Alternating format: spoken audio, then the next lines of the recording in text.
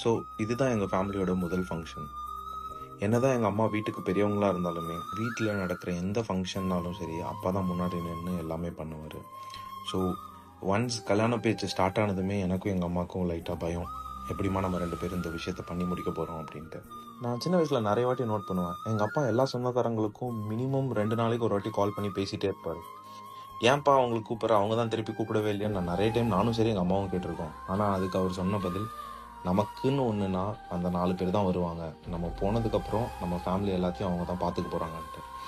எனக்கு அப்போ புரியல. ஆனால் நிஜமாவே இந்த ஃபங்க்ஷன் அதுக்கு ஒரு பெரிய எக்ஸாம்பிளாக இருந்தது எங்களுக்கு. இந்த ஸ்டேஜில் உட்காந்துட்டு மொத்த சொந்தத்தையும் ஒன்றா பார்க்கும்போது மனசுக்குள்ள அவ்வளோ நிம்மதி, அவ்வளோ சந்தோஷம். என்ன இருந்தாலும் பார்த்துக்கலாம் அப்படின்ற ஒரு தைரியம் வந்தது அந்த இடத்துல எனக்கு. எந்த ஒரு இடத்துலையுமே நானும் அம்மாவும் டவுன் ஆகிடக்கூடாதுன்றதுனால எங்கள் ஃபேமிலியில் சின்ன பசங்கள்லேருந்து பெரியவங்க வரையும் எல்லாருமே முன்னாடி நின்று இந்த என்கேஜ்மெண்ட்டை அவ்வளோ பியூட்டிஃபுல்லாக எங்களுக்காக பண்ணி கொடுத்தாங்க.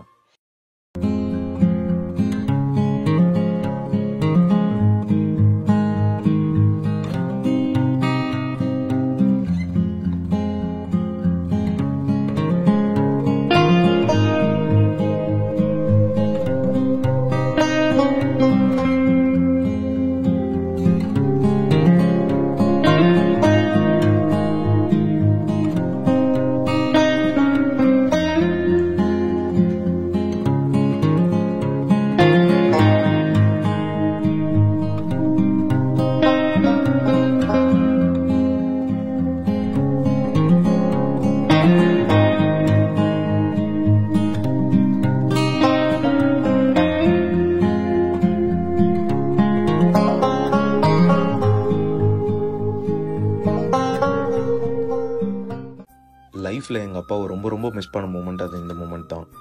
என் தங்கச்சி இந்த என்கேஜ்மெண்ட் லுக்கில் பார்க்கும்போது என்னையும் மீறி என் கண்ணு ஃபுல்லாக தண்ணி. நான் அழுது அவளும் அழுதுருவான்ட்டு ரொம்ப ட்ரை பண்ணேன், கண்ட்ரோல் பண்ணேன். பட் அவளாலையும் கண்ட்ரோல் பண்ண முடியல.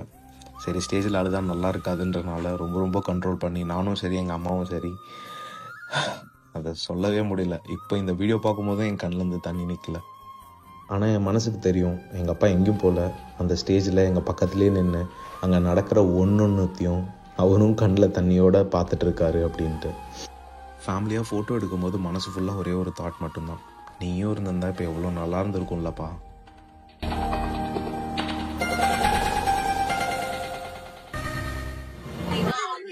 எல்லாருக்கும் வணக்கம்.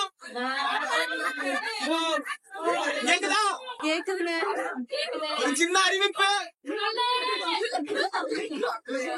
ரொம்ப சந்தோஷம் எல்லாத்தையும் இங்க பார்த்ததுல. விருதுநகர் மாவட்டம் சிவகாசி முண்டலாபுரம் திரு லட்சுமணன் சாந்தி அவர்களின் குமாரன் எல் ஸ்ரீதரன் அவர்களுக்கும், கோவை தெய்வ திரு சந்திரசேகரன் அம்புஜம் அவர்களின் குமாரத்தி மோனிஷா அவர்களுக்கும் சித்திரை மாதம் 1ஆம் தேதி ஞாயிற்றுக்கிழமை பெரியவர்களின் முன்னிலையில் திருமணம் நிச்சயம் செய்யப்படுகிறது.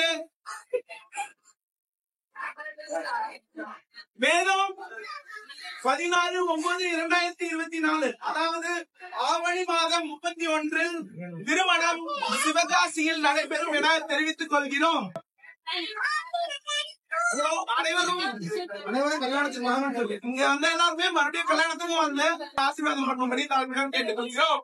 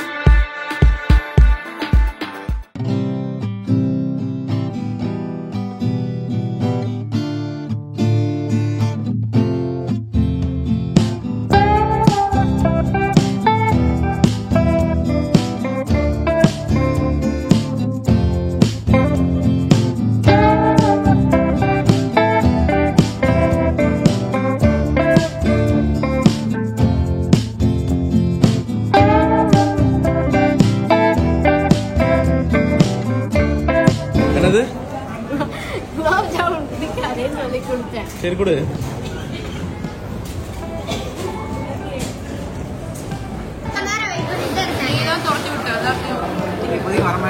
சாவடிச்சிரும் ஆண்டி. உங்களை மன்னிக்கவே மாட்டேன் ஆண்டி. நாங்க மாப்பிள்ளை போட்டு இங்க உட்காருங்க.